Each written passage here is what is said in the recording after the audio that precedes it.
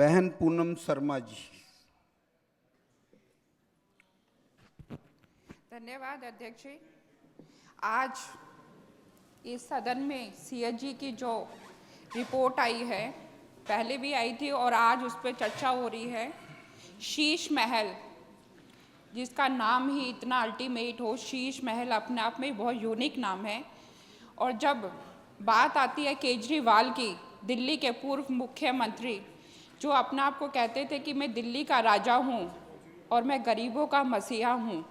जब गरीब आदमी कोविड के समय में परेशान था, मरने को तैयार थे सब लोग, हॉस्पिटलों में दवाइयाँ नहीं थी, बेड नहीं थे, उस टाइम पे वो भी बड़े बेचैन थे कि मैं कैसे अपना महल बनाऊं।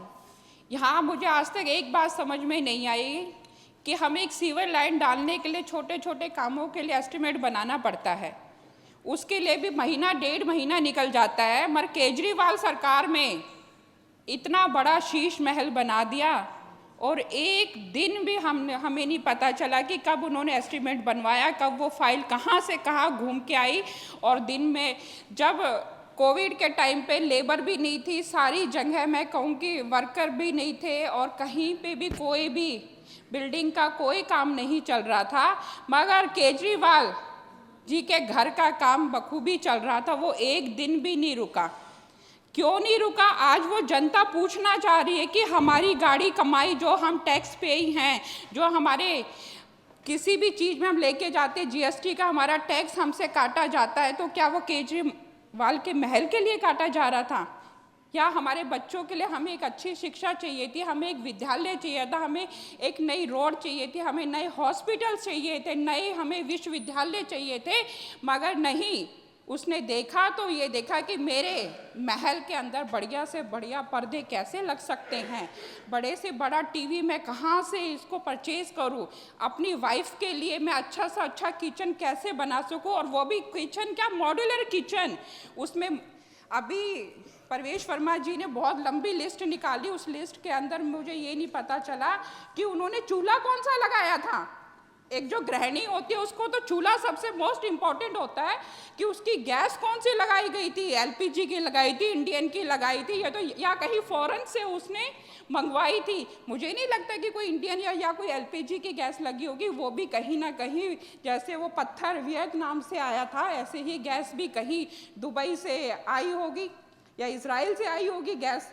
क्योंकि जब इतने बड़े बड़े शौक उनके हैं तो आप समझ सकते हो कि जब एक बच्चा अपनी शिक्षा की जो बुनियाद होती है उसके लिए तरसता है। कल एक छोटी सी बात बताना चाहूँगी, इसके अंदर जोड़ना चाहूँगी कि कल जब हमारी दिल्ली के माननीय मुख्यमंत्री जी ने बजट पेश किया तो वो भी उनको हजम नहीं हुआ। उन्होंने एक प्रेस कॉन्फ्रेंस करी, उसमें प्रेस कॉन्फ्रेंस में सौरभ भारद्वाज जी और आतिशी जी ने क्या कहा कि दिल्ली की मुख्यमंत्री जी जो साइकिल दे रही है और जो लैपटॉप दे रही है, साइकिल समाजवादी पार्टी का एक चुनावी सिंबल है, तो वो उनको वहाँ पे चुनाव के प्रचार में भेजेंगी। आप लोगों को पता होना चाहिए, आप लोग एक लोकतंत्र के जरिए इस सदन में बैठे, आपको पता होना चाहिए कि मात्र एक 15-16 साल का बच्चा किसी चुनाव का प्रचार नहीं कर सकता। हमारी दिल्ली की माननीय मुख्यमंत्री जी ने वो जो साइकिल उन छात्राओं को दे रही है वो उनके भविष्य के लिए दे रही है, क्योंकि कई ऐसे पेरेंट्स होते हैं जो अपने बच्चों को आने जाने में उनको कोई साधन नहीं होता, तो उन बच्चों की पढ़ाई पे, उनकी शिक्षा पे कोई असर ना पड़े तो उनको एक साइकिल मुहैया करवाई जाए। तो उन्होंने उसका भी एक प्रोपगंडा बना दिया, क्योंकि उन लोगों की सोच ही ऐसी है, उनकी मानसिकता ऐसी है। जो सामने टेबल पे बैठती हैं आतिशी जी, वो भी एक महिला हैं, उनके घर में भी बच्चे होंगे, और मैं स्पेशल कहूँगी कोई ना कोई बेटी तो ज़रूर होगी जो अपनी बेटियों के बारे में ऐसा सोच सकते हैं। तो आप सोच सकते हो कि उनकी कितनी छोटी मानसिकता है। और लैपटॉप, जब हम बड़ी बड़ी बातें करते हैं कि आजकल AI का टाइम है, तो बच्चों के स्कूलों में भी आजकल सारी जगह सारी स्मार्ट क्लासेस हो रही हैं, सब बच्चे आईफोन यूज़ कर रहे हैं, सब स्मार्टफोन यूज़ कर रहे हैं, तो बच्चों की पढ़ाई में कहीं ना कहीं उनको सुविधा मिले, हमारे बच्चे अच्छी पढ़ाई का स्रोत उनको मिलना चाहिए। मगर मैं आज कहना चाहती हूँ कि उन लोगों की बच्चों की शिक्षा से भी परहेज़ है कि हमारे दिल्ली के बच्चे कुछ पढ़ के कुछ कर गुजर ना जाए, कहीं वो अच्छी किसी पोस्ट पे ना बैठ जाए। उनका तो ये है कि जो हम हैं हम ही रहने वाले हैं। केजरीवाल हमारा राजा था तो वही राजा रहेगा। मैं एक बात बताना चाहती हूँ, कभी भी बड़ा नहीं बोलना चाहिए, क्योंकि मेरी दादी तो एक ही बात कहती है, जब अपनी जी में लग गए तो मारे, दूसरे का लग गया तो बीत में। जब आज उनको ये बात पता चल रही है कि जब वो कोविड में जो भाई और जो परिवार गए थे, उनका दुख नहीं था, उनको किसी का भी दुख नहीं था कि घरों में पानी है, ऑक्सीजन है, घरों में खाना जा रहा है या नहीं जा रहा है। अगर इसकी भी किसी ने चिंता करी तो दिल्ली, हमारे देश के माननीय प्रधानमंत्री जी ने करी। कैसे वो दवाई के लिए दिन रात मेहनत कर रहे थे कि एक एक घर के अंदर कोविशील्ड का इंजेक्शन लग जाए, चाहे छोटा बच्चा हो चाहे बुजुर्ग हो, उनके घर में राशन कैसे पहुंचाया जाए, और सेवा बस्ती के अंदर कैसे उनको भोजन दिया जाए, कैसे पानी पहुंचाया जाए, कैसे उनके हाथों में दवाइयाँ पहुंच जाए। और एक एक परिवार को उन्होंने अपने अभिभावक के रूप में देखा कि पूरा भारतवर्ष मेरा एक परिवार है और मैं अपने परिवार को कैसे बचा लूँ। मगर केजरीवाल जी तो उस टाइम ये सोच रहे थे कि आज मैं अपने ड्राइंग रूम में सोफ़ा कौन सा लगाऊं, 50 लाख का लगाऊं कि 1 करोड़ का लगाऊं। वो तो इसी गुफ्तगू में थे, उनको तो समझ में नहीं आ रही थी कि मैं 40 लाख की टॉयलेट शीट लगाऊं कि 80 लाख की लगाऊं।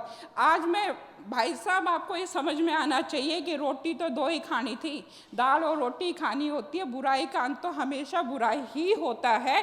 और अगर आज वो सत्ता में होते तो उनको पता चलता कि आज आम पब्लिक कितनी परेशान है।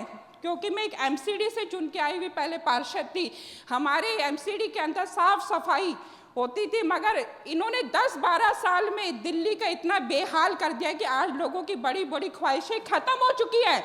सिर्फ उनकी छोटी सी सोच रह गई है कि हमारी नालियाँ साफ़ हो जाए, हमारी गलियाँ साफ़ हो जाए और हमारे बच्चों को एक अच्छी सी शिक्षा मिल जाए।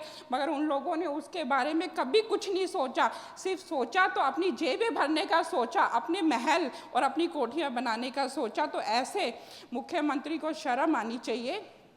और बात करूं कि आतिशी जी बोलती हैं, महिलाओं की बात करती है, महिलाओं के सशक्तिकरण की बात करती हैं, एक महिला होने के नाते वो कभी भी छात्रों के बारे में कभी अच्छा नहीं सोचती हैं कभी। और क्लासरूम घोटाले की भी बात आपको बताना चाहूँ कि उन्होंने कहा था कि हमारा शिक्षा मॉडल 0% ज़ीरो।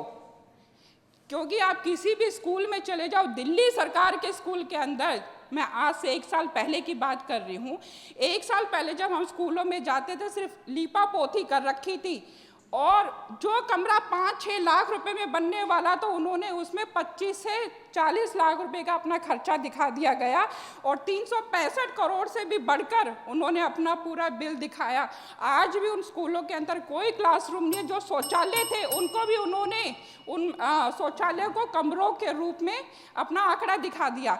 मतलब कहीं तो भ्रष्टाचार रोकना चाहिए था उनको, मगर कभी उन्होंने भ्रष्टाचार, सिर्फ वो भ्रष्टाचार ही करने के लिए आए थे। और क्योंकि भ्रष्टाचारी ही पार्टी थी, उनके मुख्यमंत्री भी भ्रष्टाचारी थे और उनके मंत्री भी और उनके सभी सदस्य। मैं अध्यक्ष जी, मोदी जी और अपनी माननीय मुख्यमंत्री जी से एक निवेदन करना चाहूंगी कि ऐसे अधिकारियों पे और ऐसे जो उप मुख्यमंत्री थे उन पे अधिक ज़्यादा से ज़्यादा कार्रवाई करी जाए। धन्यवाद।